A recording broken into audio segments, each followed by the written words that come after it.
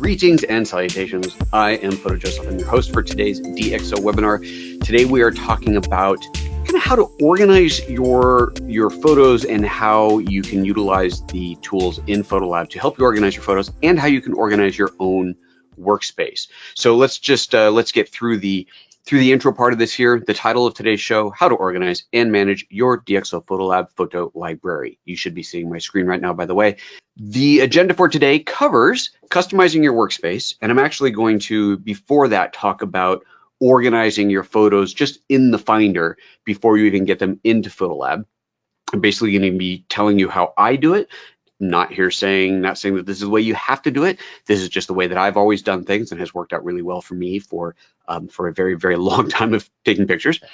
We're going to talk about using keywords. We're going to talk about search parameters, how to search within PhotoLab. We're going to touch on batch file renaming, which if you've seen any of the recent What's New in PhotoLab 4, you may have already seen that before. We'll go through that again.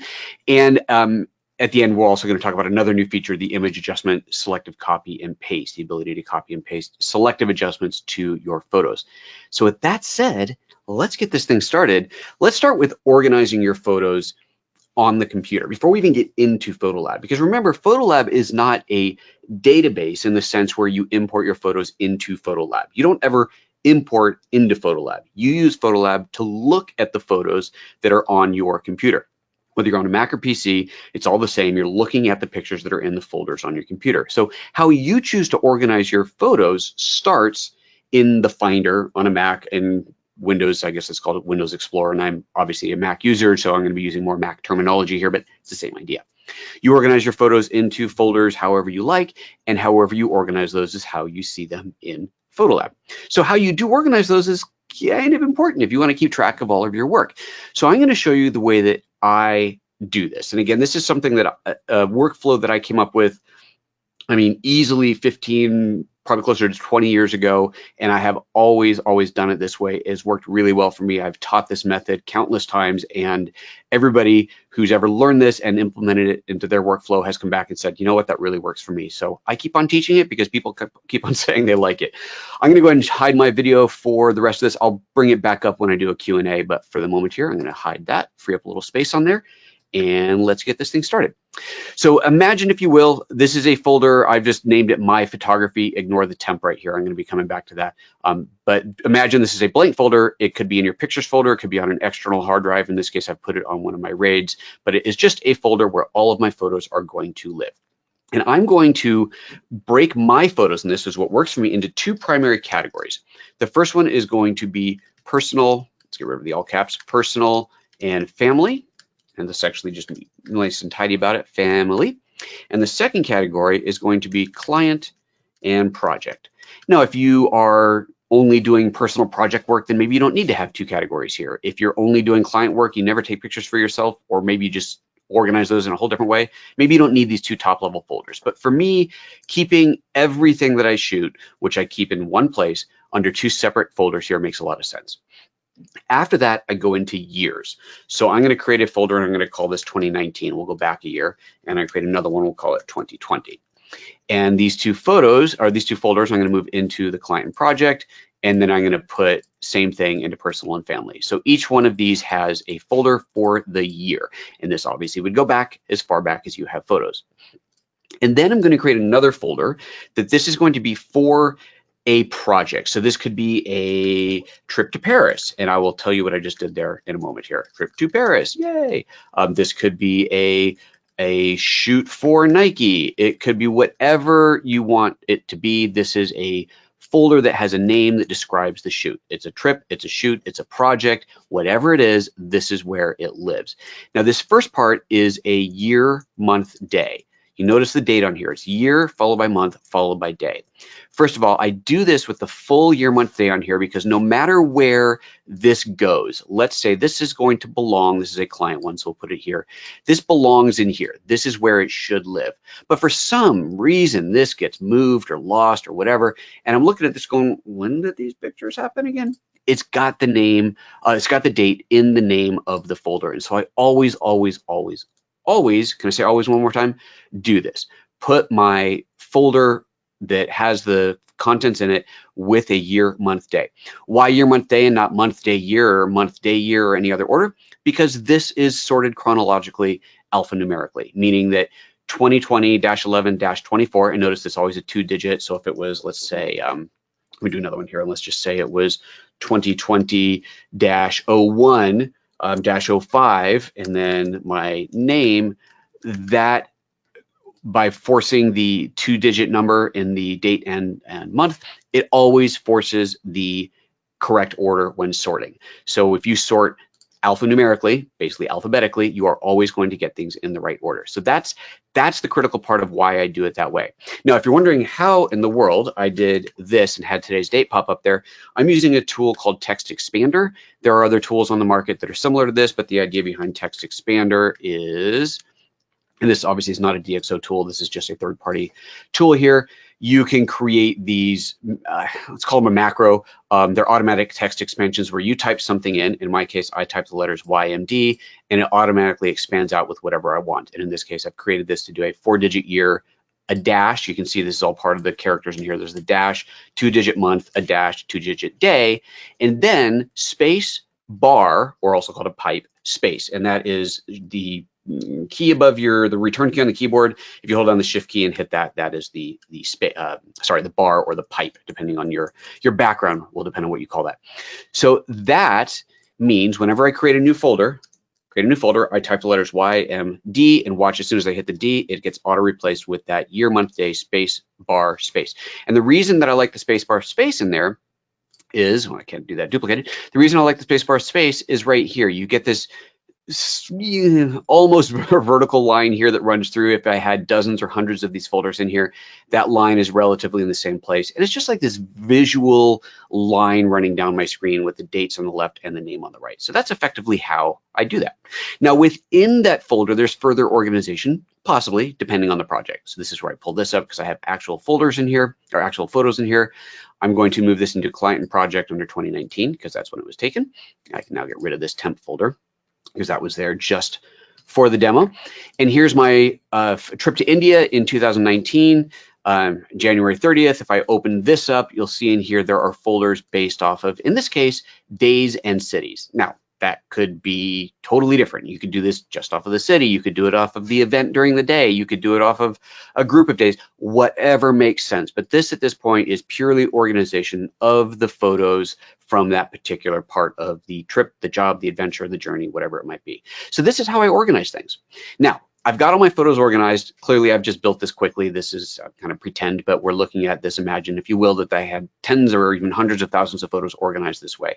Now I need to get to those quickly within PhotoLab.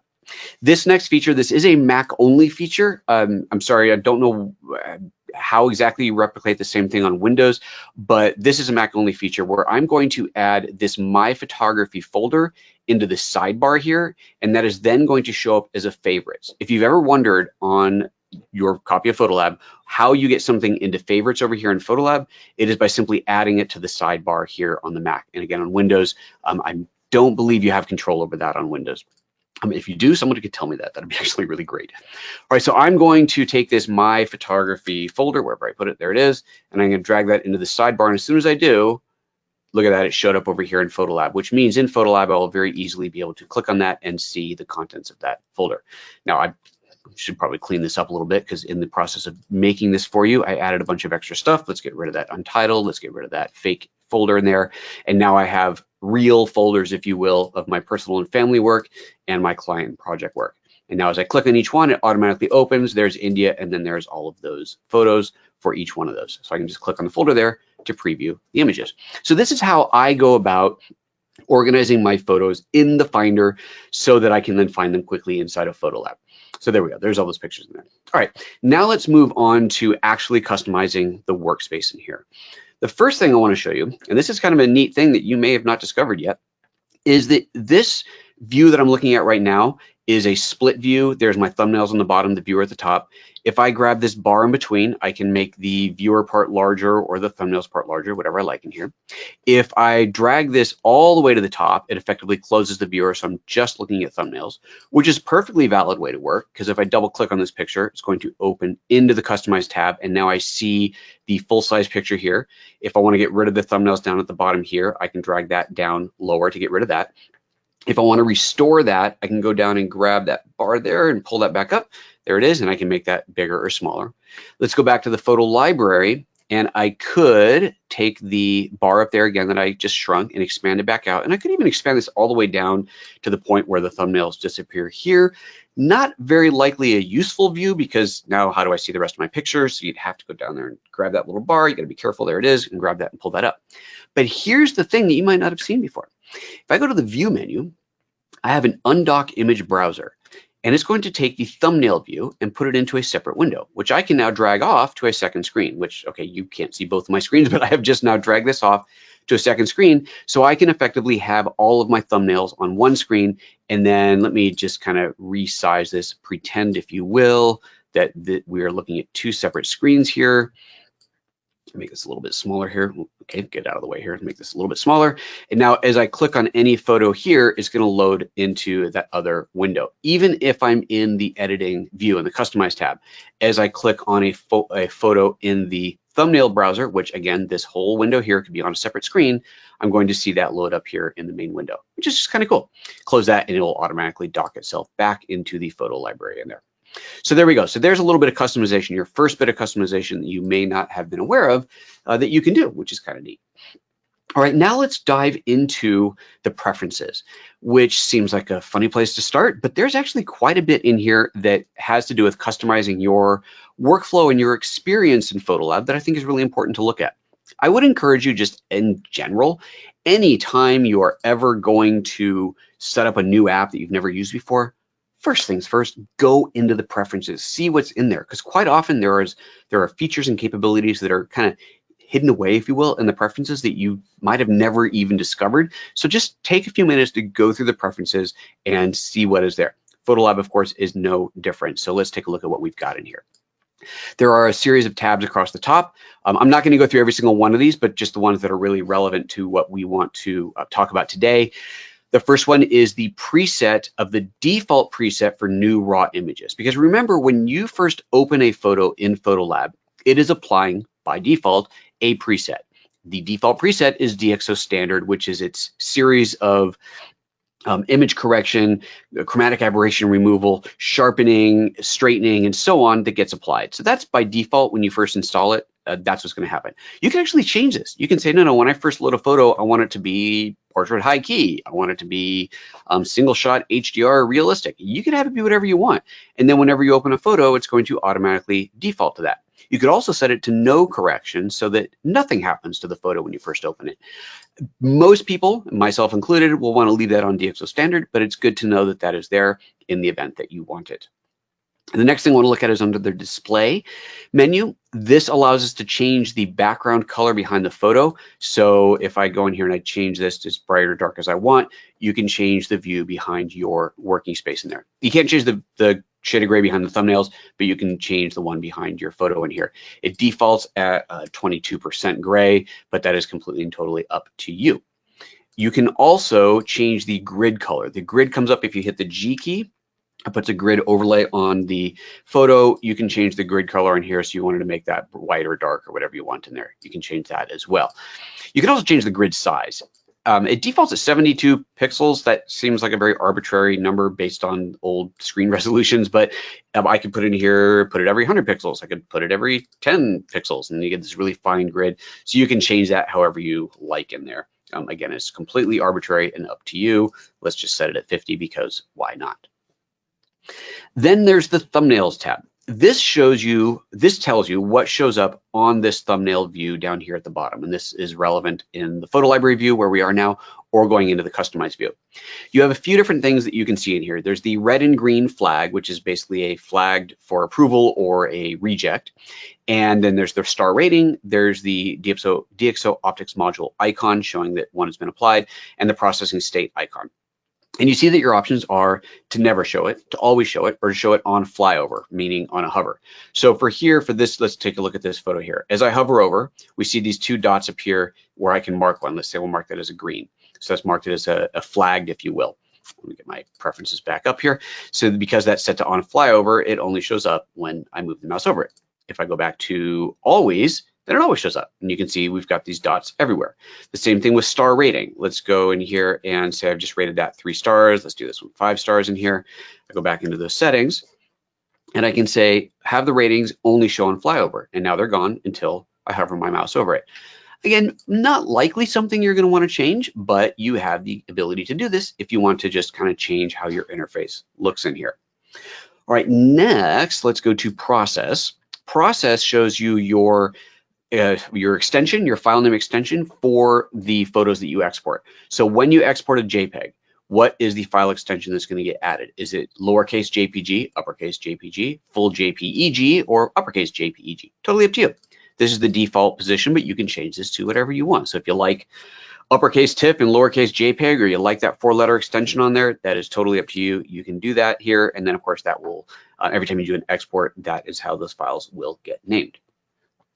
Next up is the advanced tab. And this is kind of an interesting slider up here. And this is one where you're going to have to experiment on your system if you want to. I think by default, I believe it was set to 6.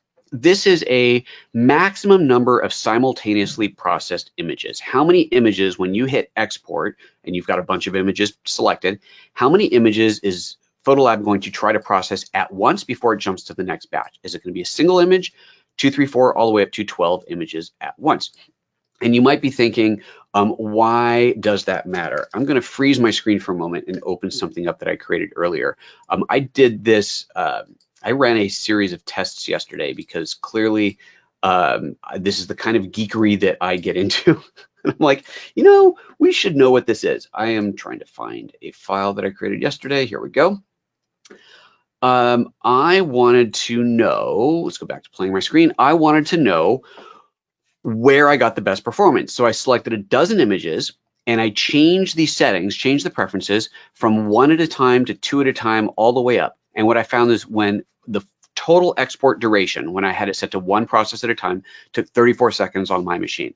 To be fair, I'm working on a really fast machine with 16 cores in it. But this was basically handling 1 image at a time. 2 images at a time, it dropped 20 seconds, 3, it was 18. And then from 4 all the way through 12, it didn't matter. It never changed. It was always 17 seconds to export all 12 of those photos. So this is really interesting. In my situation, the default position of 6, at least I think it's 6 is the default, was perfectly fine. But I think it's interesting to know. And if you are regularly exporting a lot of photos, then I think it is absolutely worth your time to go into the preferences, go to that advanced setting, and just select a dozen or 20 or 100 or however many images you often export and run some tests and just see where you get the best performance and if there's any advantage to going higher or lower. I would imagine that this is going to largely be impacted by how many cores your machine has, whether you're on a single core, dual core, quad core Mac or PC or whatever you may have.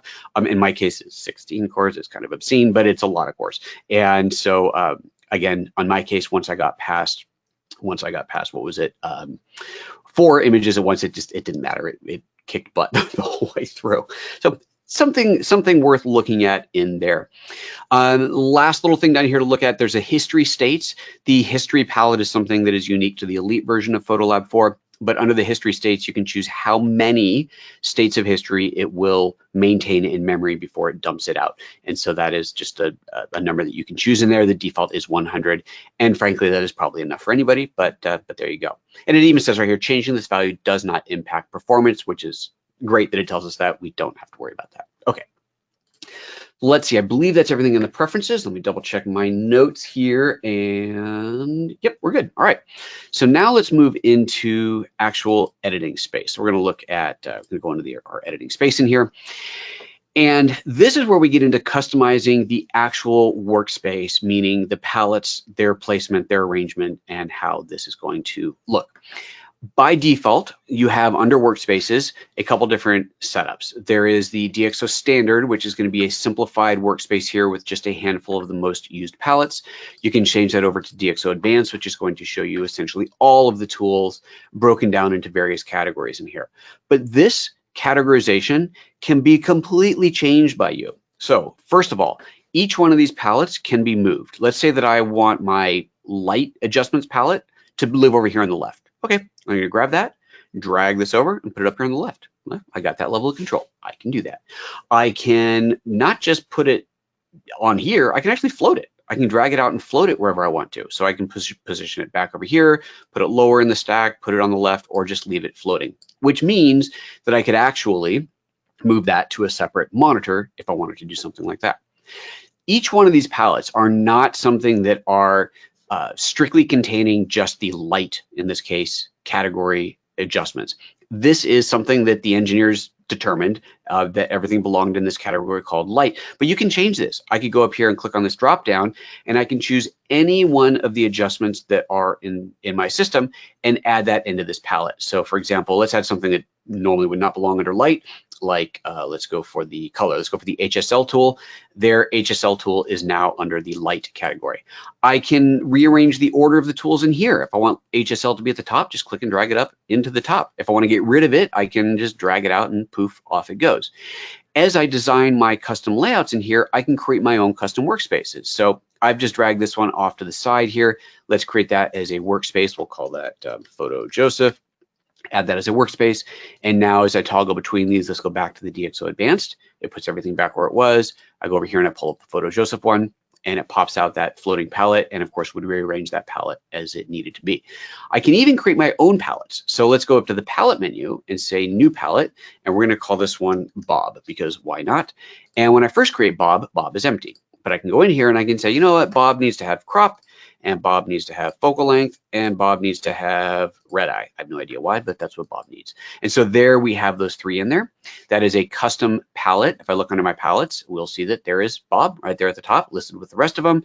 If I decide that I want to get rid of this, I can close it, but it's still there, it still exists. Choose it back up again, there's Bob. Or if I want to delete it entirely, I can go over here and choose delete palette, and now I can get rid of it and make Bob go away. So I have all these different options for my workspace.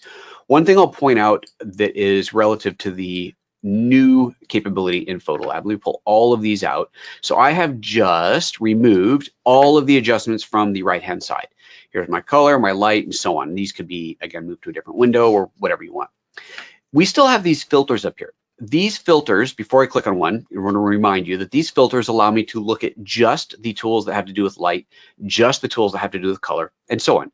These are hard-coded, meaning you can't adjust these, you can't change which ones show up under these. But if I click on one of these, it still shows me everything. It doesn't matter that I have removed the light from here. This view is not related to these. It has nothing to do with these palettes. It is a totally separate view. And if I don't have any of these enabled, then it's just blank. If I want to start dragging these back in here, I can do that as well. So there you have a huge amount of customization over this workspace. And there's one other thing that I want to show you, which is this is another Mac only feature. I'm sorry to say, but this has nothing to do with DxO. This has to do with Mac OS itself. Let's see here. I need to reveal all my stuff in here. If you are using a modern Mac and a modern Mac OS and you have a modern iPad, you have the ability to connect to an iPad as a separate workspace. So when I say connect to iPad on here, let me turn my camera back on.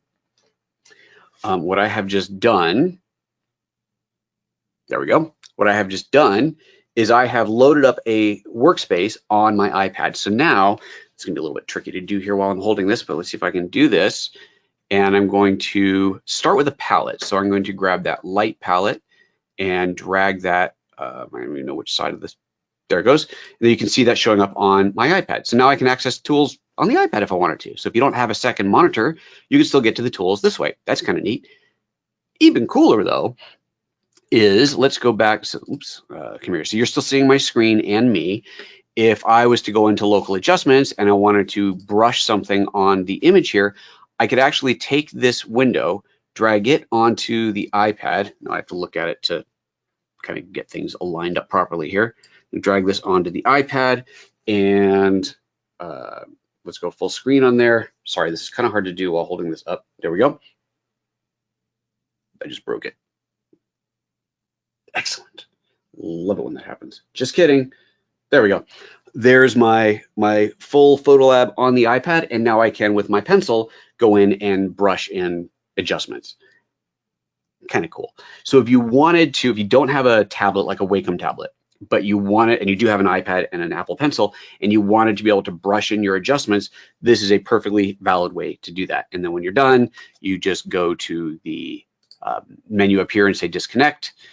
And I hope I get this right. It's going to disconnect from the iPad. It's gone off of my iPad, and we are back to normal on the desktop here. There we go. So really cool thing that you can do if that's something that that you're interested in. If you've got the iPad, you want to move your palettes off to that, or move the actual canvas so you can brush on it off to that. That is all stuff that you can do.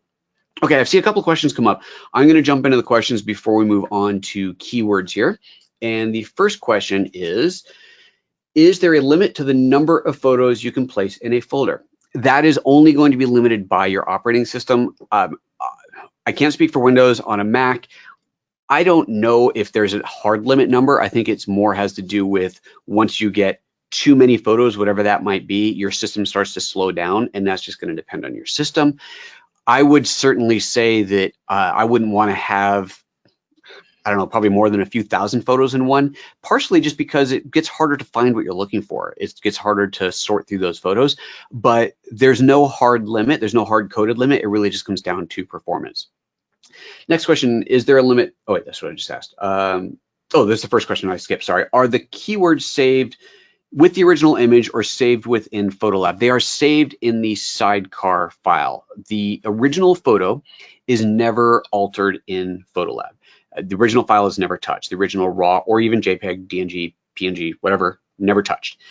Everything is in the sidecar file. You'll hear that sidecar terminology used in Photoshop. It's an XML file. In PhotoLab, it is a .dop file or a .dop file, which actually harkens back to the older name of the product, which was DxO Optics Pro, but the file extension never changed. It's just .dop. Next question. Is it more effective to cull before establishing the folder structure to PhotoLab? That is a fantastic question. So this gets a little bit beyond what I really want to go into today, but by culling, if anyone's unfamiliar with the term, what they mean by that is eliminating the photos that you aren't going to use, that you don't want, you might want to throw away, but even rating your photos, how you are going to go about rating your photos to choose which ones you like. Again, this is very much a personal workflow, but I'll tell you the way that I do it. I will import all of my photos, just import everything. Let's say I go on a shoot, I come back with 1,000 photos. They get dumped into one folder. I will then go through those folders for those photos for the first time, nice and big on my screen, and I will rate them. I will give them either a 3-star rating if I like it. If I think this photo might be good enough to use, I'll give it a 3-star rating. If I don't think it's good enough to be used, but it's not, I'm not going to throw it away, or it's not that bad. It's just like, whatever. I'm just going to leave it. I won't do anything to it. If it's a throwaway, out of focus, photo of the ground, that sort of thing, then I mark it as a reject. So I go through the entire batch at once, 3 stars, nothing, changing nothing, or reject. Then I will do a quick filter by rejects and just delete those, empty the trash, get rid of them, because these are, I never want to see these again. They're gone, done, pop, guy, bye. Then I filter my photos to show me just my 3 stars, and I go through them again. And as I go through them now, I either uprate or downrate them depending on my current feeling on that photo. This is important because I am looking at it for the second time, right? You know how let's say you've done a shoot and you've taken, I don't know, let's keep it simple. You're taking pictures of your kid and you've got this really cute smile holding the soccer ball. Great. Oh, I love that photo. And then you come across another photo that you shot 50 photos later that's very similar. It's the kid with a smile holding the soccer ball. You go, okay, I really like this photo too, so I also give it 3 stars. And maybe you come across a couple of other of those. And then you go back through the second time. Well, now you're seeing that first image that you had given a 3-star rating. You're seeing that after having already seen all the others. And because you've just done this, in your head, you're like, oh, you know what? That one that came up later, that was better. So I'm going to take this one and I'm going to knock it down to 2 stars. And then you come across that one that was better. And by then you might think, yeah, this is really a winner because I've also seen the other ones. I'm going to upgrade this one to 4 stars. Or you feel indifferent about it. This one, I feel the same as I did before, so I leave it at 3 stars. So that second pass, every photo either gets left alone, stays 3 stars, gets bumped up to 4, or dropped down to 2. Now I get to the end of that and I filter by just my 4 stars. And now it depends on how many photos I actually need or want. Is this a client deliverable and I need to export 20 photos? Is it, whatever. I'll go through those 4-star images and I might do the same thing again. Bump them up to 5 stars, leave them at 4, or decide at this point it's worth actually pushing back down to 3. And if at some point you go through and you go, gosh, I did all this and I need to deliver 20 photos and I only got 10 out of it, or I got 18 and I need 2 more. Well, now let's go back and look at just my 4 stars. Anything here I really want to upgrade? I'm just not feeling it. Let's go back to my 3s. And then maybe you get all the way down to your 2s. You go, you know what? Now that I've seen all these photos, this one that I only gave 2 stars, it's worthy of bumping back up again. So that's the process that I go through. Long-winded answer, but I do all of that in the app. I don't do that in the Finder or somewhere else. I'm going to do that with the photos in the app that you're looking at, in PhotoLab here to look through and rate those out. Okay, long answer. Hopefully that helped. How to add favorites in Windows. Oh, good. Right-click on favorites. You can open it in Explorer as a folder, drag another folder in here to add it as favorites. Downloads and recent lists are there by default. Fantastic. Okay, you learn something every day. Okay, so what that is showing, let's go back to my screen really quick. Obviously, I'm on a Mac here, so it's not going to work this way, but if I right-click on favorites, just absolutely nothing that happens on the Mac, but apparently it opens a folder, so there is a favorites folder. You add a folder into that. Super duper. Thank you very much. In preferences in Windows, some of these items do not show up. Thumbnails, advanced process. Okay, sorry about that. Again, I don't own a PC. I haven't ever owned a Windows machine, I think is actually safe to say. I'm just not intimately familiar with it like I am with the Mac. So apologies if some of those settings are not there. And let's see. Oh, people, okay. So a lot of people are asking about the iPad. If you have questions about working with the iPad more, feel free to post those on Twitter. That's a great place to reach out to me publicly on Twitter at PhotoJoseph. You can DM me as well, but public interaction is better because then other people can chime in. So if you have questions about that, Twitter's the place. PhotoJoseph on Twitter. All right, let's move on to the next section. Let me see what is up next. Next is keywords. All right, let me hide the picture of me and let's go back to the customize. Oops, sorry, back to the photo library view. Yeah, we're going to do this. I'm going to go into these first selection of photos here called Kolkata. These are the photos that I'm going to work with to start. All right, so I'm going to actually go into the customize view because this is where I would add the keywords. Let me reset my view in here as well. Let me reset my window since I went full screen earlier and reset my workspace back to normal. There we go. Okay, I want to add keywords to these photos. So there's a few different ways we can do it. I'll select this first photo here, and on the left under the Customize tab, I'm just going to collapse a few things just to make it easier to see what we're looking for. Let's hide all of this, and here's the keywords editor. So we're looking for a keyword window in here. This allows me to add keywords to the photo. So you can see this one already has a couple. It has interiors and it has Kolkata on it. So let's actually, don't want to delete these. No, it's okay. We'll just add on to this. So let's say I want to add India to all these because these are all taken in India. So I want to add India to these. I can do this one at a time by selecting a photo and just going in and typing in a keyword like India, hit return, and it adds that keyword to it. So you see that keyword added there. Now, as I go to the next photo, it does not have India on it. So I could go in there and add this to that, but needless to say, that would get very, very tedious.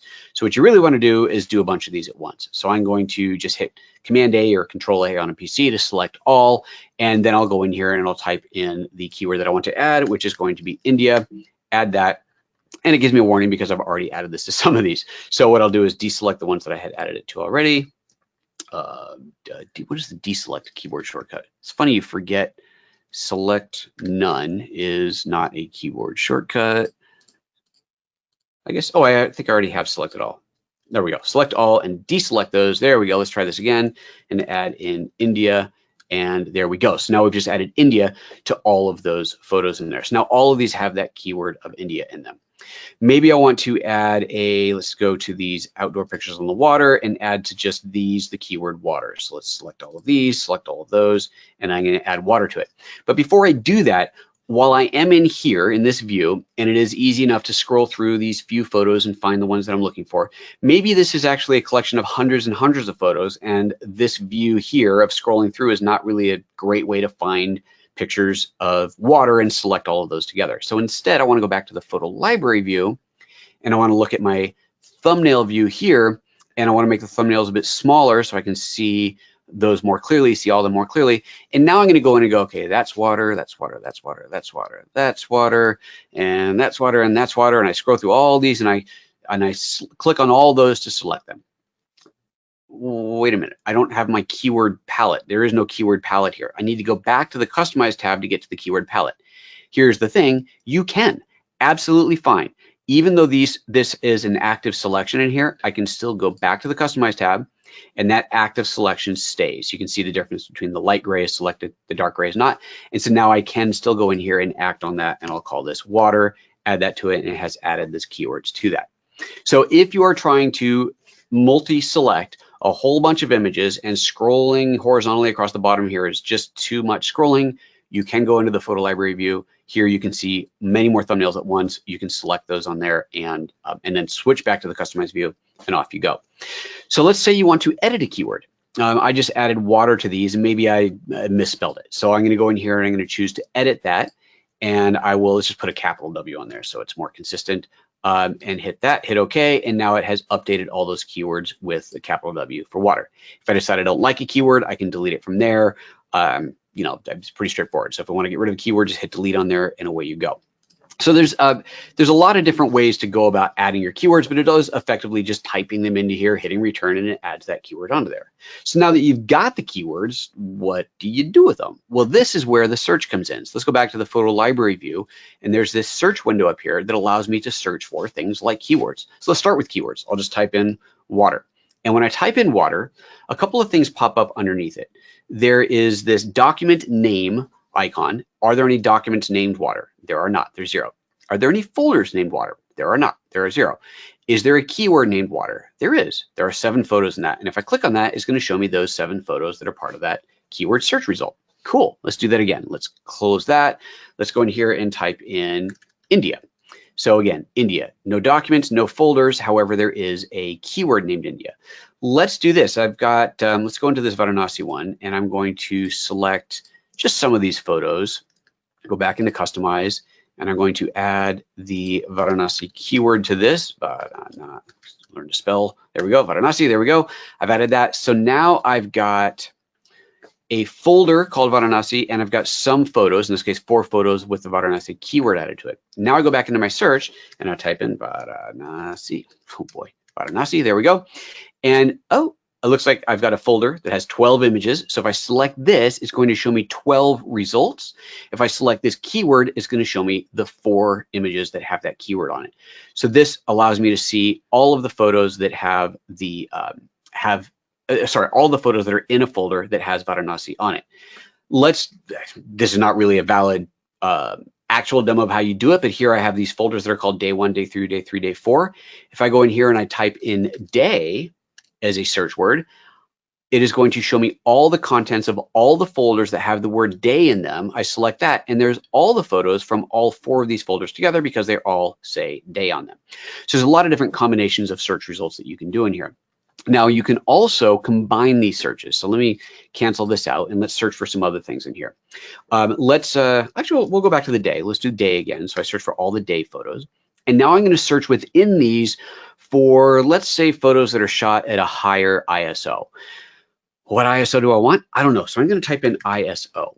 And it automatically knows that when I type in ISO, that means that I want to search by ISO. And we can see in here that's giving me suggestions.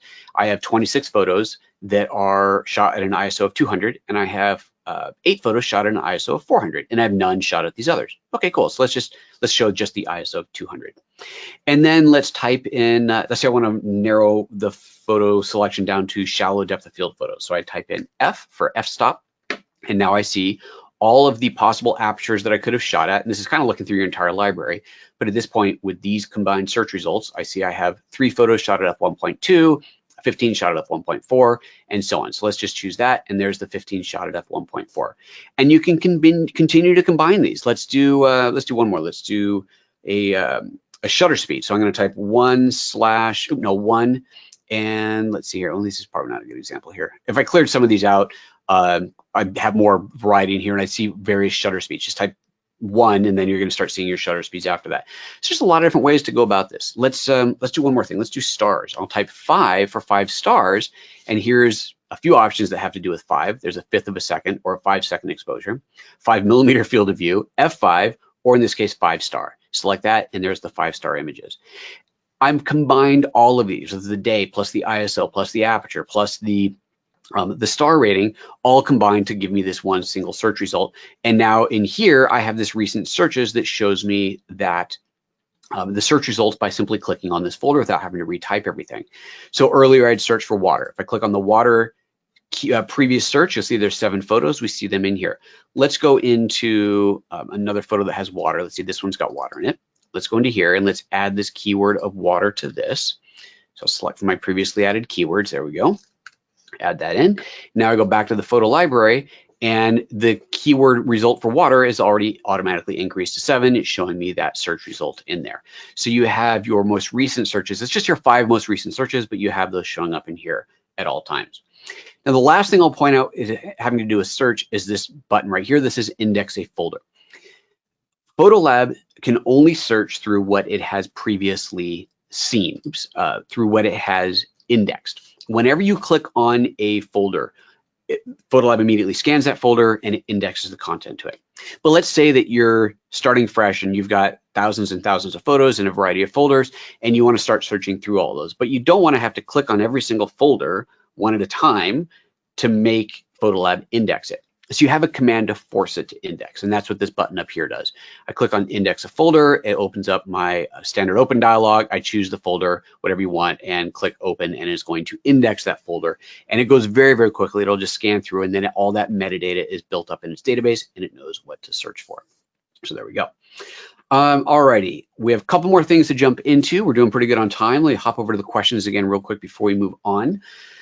Do you use PhotoLab for importing photos from the memory card? Oh, that's a great question. You can't. There is no import. So you need to copy those photos over from the memory card first. There is no mechanism to do an import in PhotoLab. So you can do that in the Finder or in the Explorer just by clicking and dragging the photos over, or you could use another app if you wanted to that would do a checksum, for example, that would do a very bit level comparison of the files that are on your card over to what is in what gets copied to your computer. I use an app like that for video production stuff. It's called Kino. It's this really high-end app for managing your data files for video. For photo, I'd just do it in the Finder, just drag them over. But if you wanted to, you certainly could buy an app that would do that and like the really high-level checksum. But otherwise, you're just doing it in the Finder. Just drag them into place. Image storage, original and DxO. Must DOP files be kept with the original files? Yes. Or may they be kept as fully functional workable image files from the last state worked on? That's an interesting question. So as I'm understanding the question, let's do this. Let's go into a photo that's unique here. Right here, this one of the Taj. This is a landscape photo of the Taj Mahal. We're gonna do a little experimenting here because I'm not exactly sure of the answer because some things have changed with the latest PhotoLab. But let's go into color. And we're gonna do something really simple. I'm just gonna make this black and white. Okay, so that is now a black and white photo. Let's make it a little bit better black and white, give it a little bit of contrast, a little curve in there, contrast. All right, cool. So now I got this high contrast black and white photo. Cool. Right click on this and choose reveal image in Finder. And the DOP file's not there. Let me quit this and see if it writes it on quit. Oh, there it is. It wrote it on quit. Okay, which I think it just hadn't finished writing it yet because it doesn't wait until it's quit. So there's that DOP file. Let me, I'm going to archive that, and then I'm going to delete this .dop file. So it is effectively gone. As far as the system is concerned, it is gone. I will relaunch PhotoLab. And PhotoLab 3, this photo would be completely reset. I think with PhotoLab 4, I think it's not completely reset. Yeah, there's still some storage of the settings that is done elsewhere. It is somewhere deep inside of the operating system. I don't know offhand exactly where it is, but there is a deeper setting that would have to get deleted to completely wipe out all of its state in here. So what that's kind of coming back to is the question of keeping different versions through that way. archiving the .dop file is not a way to maintain versions of that. But keep in mind, if you want to have different versions of it, then the right way to do that is to right click on it and say, create a virtual copy. And then this is a virtual copy, meaning it is not duplicated in the Finder, right? If I go back here, there's still only one of these Taj Mahal photos, the 1826 photos. There's only one of them in here. But now on this one, I could make that one, you know, a different color tone, or, you know, whatever. I can change this however I'd like in here. Where'd my color go? Let's go back to that. Let's make that one not black and white, crank up the saturation, whatever. So now I've got two different versions of that same photo. I don't need to go archiving stuff in the Finder, in the desktop. Do those floating palettes stay in place when you put them on another monitor? If you mean through a relaunch, yeah. Let's double check it. Let's check it.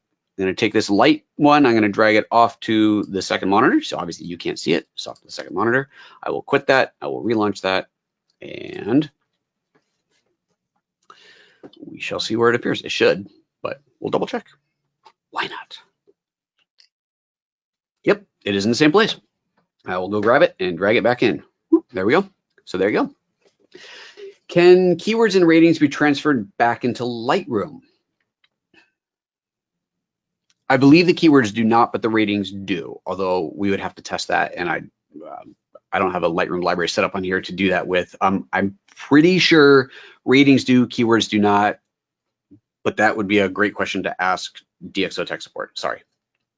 Can you search by EXIF info? Yes, that's what you were seeing when I was searching by aperture, shutter speed. That's all EXIF info, so that you absolutely can search through. Can you show the forced index? Oh yeah, the forced index, absolutely. So if I go back into the photo library, it's right here in the top left, index a folder. You simply click on that, and we'll click on the little folder with the plus, and that opens up a standard open dialog. So I just point it at whatever folder full of photos I want it to look at, select it and hit open, and it will do that scan. All right, we have two more things to go through. These are, let's see here, batch renaming, which by the way is an elite, PhotoLab, DxO PhotoLab elite feature only, and image adjustment, selective copy and paste.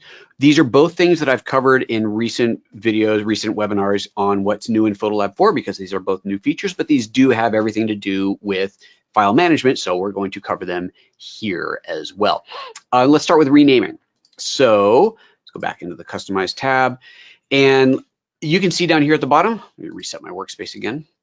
You can see down here at the bottom that these photos all just have the name as they came off the camera. No fancy names, just an underscore, a number, and then a .rw2 in my case extension. It could be .jpeg, CR2, NEF, whatever you got. That's all you got in there. I want to change the names on these. I want to make it make the name a little bit more useful. So it could be as simple as, let's say, adding India in front of these. So I'm going to select all of these photos, right click and choose rename selected images. And then I've got three options for renaming. I have replace text, add text, and completely rename and add a counter. And I want to point out in here that you can combine these, meaning you can do one batch renaming and then come back and do something else on top of it. So let's add the text India to these. In fact, you know what? I'm going to do it like this. Let's combine some of what we were doing earlier. No, never mind. Sorry, I don't want to get too complicated here. All right, back into it. Rename selected images. These are all selected. I'm going to type in India in the beginning. That's replace, add text, India. And you can see down here, it shows the current name, and it's just giving you, it's showing you a sample selection, just one image, but obviously we're renaming a bunch. The current name is just the number. The new name is going to be India and then the number. And it says position of that addition is before the name. Click on OK, and we see that change down here. This, by the way, is changing it in the Finder or in the Explorer. Where do we go? Reveal image in Finder. Here you can see all those photos now have that India name in front of them there. All right, let's do, let's add something else to it. Let's add, we'll go through all of these. We're gonna go rename selected. Let's add, after the name, let's add, I don't know, India, Taj Mahal, because that's where this was, Taj Mahal. You probably wouldn't really put this after the name, but we're just doing it because we can. I'm going to put a space in front of that as well. So there's a space in here, rename, and there we go. So we got India, the number, followed by Taj Mahal. There you go. So you can do that. I could go in here and replace some of that text. Let's rename that, and let's just say that I accidentally named some Taj Mahal that shouldn't be. Let's see, does that actually make sense for any of these? Here we go. Yeah, this last photo here. This is not the Taj Mahal. So is that the only one that's not? It is. So I'm going to select that one. But you can't actually do a batch rename on a single image. You can do a single rename. So there you go. That makes sense. So I can get rid of that. I can get rid of, change that to whatever I wanted. But to batch, you have to have more than one. So let's just pretend that this first photo is not the Taj. It is, but let's pretend it's not. So I got those two selected. Right click, rename. And in this case, let's change Taj Mahal. We're going to replace text. We're going to change space Taj Mahal with, I don't know, something else. There we go. So we're replacing that and rename, and now that has changed on there as well. I could select all of these and go back into rename and just give them a completely new name. Forget about the original file naming on there. And let's just call this trip to India.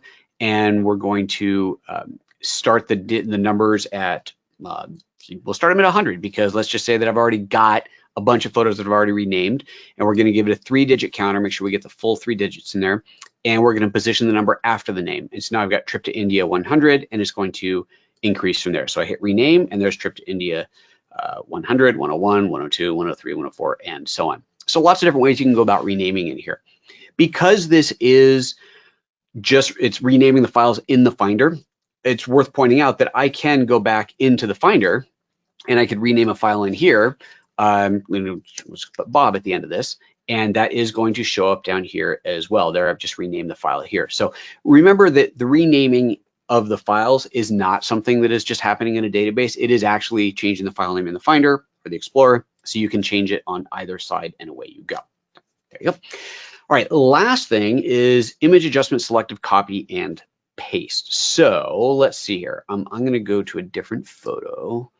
Let's go for somewhere I've got some people pictures. Let's see here. Which ones did I want to use? Ah, yes, I was going to use these. All right, so let's go into this photo. Let's use this one here. And let's say I'm going to do some adjustments to this. Let's do a black and white. So I'm going to do a black and white again. Love the black and white. Let's go black and white on here. I'm going to change the contrast to this a little bit. Let's do a little bit darker shadows. I really want to pop up those highlights. Okay, looking pretty good in there. And then I'm going to crop this for Instagram. So let's go in here and crop it for Instagram. So that's a 5:4 aspect ratio. And let's pull it in a little bit tighter and crop it like so. Okay, cool. So I close that, and there is my photo that I've adjusted the, made black and white. I've adjusted the curves, and I've cropped it. Dig this black and white look that I've just developed. I want to apply this to all the other photos, but I don't want to apply the crop to the other photos because maybe the crop wouldn't work on the other photos, which is very likely the case, or maybe I just don't need it on there, whatever. But either way, I want to take that black and white and the curves adjustment and any other number of adjustments you might have done and apply these to a bunch of other photos minus the crop. So I go to that photo thumbnail and I right click on it and I choose copy correction settings. And then I'll select all the photos that I want to add this to. Let's select these portraits and we'll do, let's just do all these. Why not? Let's just do all of them, except this picture. That one needs to be color. And then I right click on it. And if I chose paste correction settings, that is going to paste everything, including the crop. However, if I go to the option below this, paste selected correction settings, this is going to bring up a dialog that allows me to choose what gets pasted onto here. So now I can do this a variety of ways. I can either disable the ones that I don't want. So let's say I don't want crop applied. So I just click on that to get rid of it. Or I could say, you know what, unselect everything. And I'm going to be very meticulous and make sure that I only apply my, what did I do? So this toning style and the tone curve. Those are the only things I want applied. Maybe I have local adjustments I do or don't want. I can choose what I do or don't want to apply in here. If I'm in here selecting, deselecting, and then I kind of go, wait, where did I start again? I can just click the reset button and it resets that to what is currently on the clipboard. In this case, again, I'm going to get rid of crop, hit on paste, and now it's putting that black and white across all of these images without the crop on there. Pretty straightforward, pretty simple in there. But once you just copy this selection to the clipboard and then paste whatever you like on there, and away you go. All right, let's see here. There's a couple more questions in here. Let's take a look at them. Can you use batch to add GPS coordinates to a bunch of photos taken in the same location? There is no geolocation, geotagging support inside of PhotoLab. If the GPS coordinates are already embedded in the photo, then they will stay there. It's not going to strip them out, but you don't have the ability to copy and paste the GPS metadata from one photo to another. In renaming the files, how do you avoid duplicate file names? Well, if you tried to rename everything, see, I don't know if you could even force duplicate file names, because if you go into the, oops, not rename image, let me select all of these. I don't think you can do it. Rename selected images. Okay, so if I replace text, there's no like catch-all. I can't say replace all the text with something else. There's no, like if I do a star on here, it's not going to select everything. So this would only allow me to replace existing text. So if I did a replace _1, see, these all start with 10320. If I did replace 10320 with photo, then you can see on here that there's still that unique number, the unique number that's after the 10320. So there's no way with this tool to rename them all the same thing. Add text, you're just adding, so clearly you're not going to do it there either. And then rename it, add counter, it's going to automatically increment it. So I don't think it would be physically possible to rename everything the same in here. Now, if you did it one at a time, let's just see what happens. Let's go in here and I'll choose rename, and let's just call this one test. And now I'm going to go to this one and try and do the same thing. Because it's renaming it in the Finder will probably automatically add a number to the end, but I don't know. Let's see what happens. Hit OK. Oh, and it says it can't do it. So there you go. There's your answer. You can't. Why rename the original file name when you are only interested in renaming the exported files? That is a lovely, wonderful question. If you only want to rename the exported files, then don't rename them here. Rename them on export. You're a little bit limited on what you can do on export for renaming, but if I select all of these and I choose export, I can add a suffix to the name. So here's standard output. Let's say I'm going to output a JPEG at 100%. We're going to put these on the desktop. There we go. And then I want, at the end of this, I'm going to put trip to India. And now I've got that trip to India added to the end of each one of those. But that's not going to give me like the custom numbering, for example. If I wanted to do a custom numbering, but only on the exported files, I would export them and then go back and look at them and rename them again, rename the exported files from within PhotoLab. This is kind of cool. Let's do this. So I'm going to get rid of the exported suffix. I don't want to do that at all. Let me create a new custom folder on the desktop. We're going to call this rename export demo.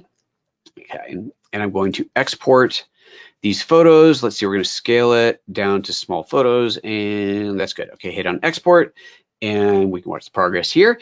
And we're going to see it export these photos. So it is now scaling these, exporting them out with the color effect applied to them, but we're not doing any renaming.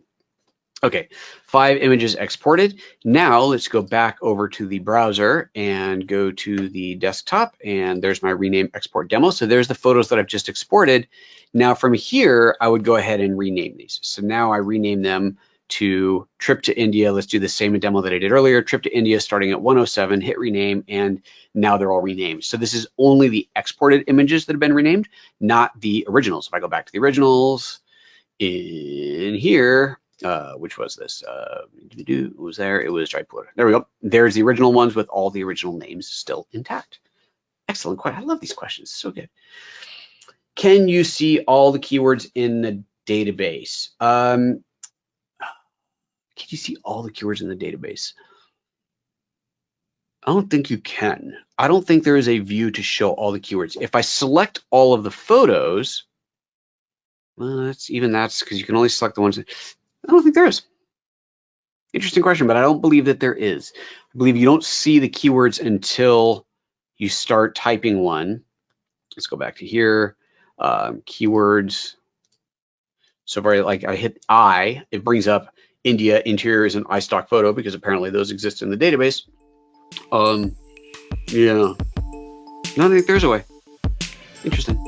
If that's something you need, I recommend filing a feature request with DxO. Excellent. Okay, that's everything. That is everything. Just check my notes, make sure I didn't leave anything off. We got it all. We did it.